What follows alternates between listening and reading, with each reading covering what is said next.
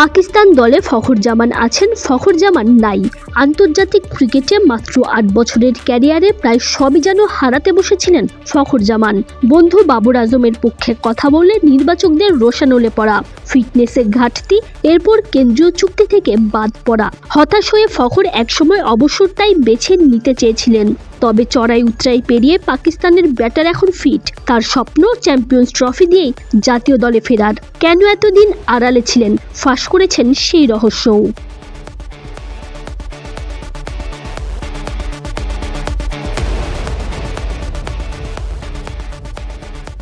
2017 সালে চ্যাম্পিয়ন্স ট্রফির ফাইনালে ভারতের বিপক্ষে ফখর জামান খেলেছিলেন 114 রানের দারুণ এক ইনিংস, ছিলেন ভারত বধের অন্যতম নায়ক। সেই চ্যাম্পিয়ন্স ট্রফি দিয়েই পাকিস্তান দলে ফিরবেন এই ব্যাটার।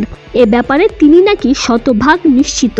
সম্প্রতি IL T20-তে খেলতে গিয়ে ডেজার্ট ভাইপার্সের তারকা ব্যাটার এক পডকাস্টে শুনিয়েছেন নিজের স্বপ্ন ও লক্ষ্যের কথা। চ্যাম্পিয়ন্স ট্রফি খেলা প্রসঙ্গে তিনি বলেন, আমার এখন এক ও অন্যতম লক্ষ্য চ্যাম্পিয়ন্স ট্রফি। আমি খুশি যে পুরোপুরি ফিট আছি। 2017 সালে চ্যাম্পিয়ন্স ট্রফি দিয়ে শুরু করেছিলাম, ওই সময়টা খুব ভালো ছিল। এখন নতুন আসরে খেলতে মুখিয়ে আছি।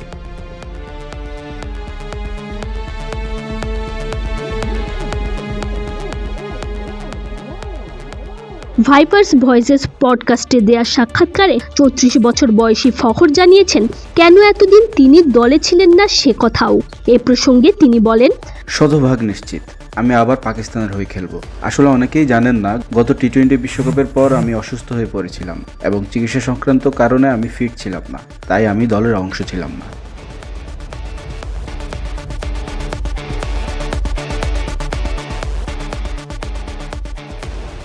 গেল বছর জুনে T20 বিশ্বকাপের পর থেকে ফখর জামানকে আর জাতীয় দলে দেখা যায়নি। তবে এখন থেকে সাদা বলের সিরিজে আবারও তাকে দেখা যাবে বলে নিজেই নিশ্চিত করেছেন। তিনি বলেন, আমার পরিকল্পনা ছিল চ্যাম্পিয়ন্স ট্রফি নিয়ে।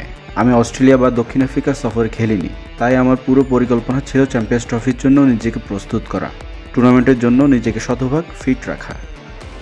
Tanzim Oishi, BD Cric time.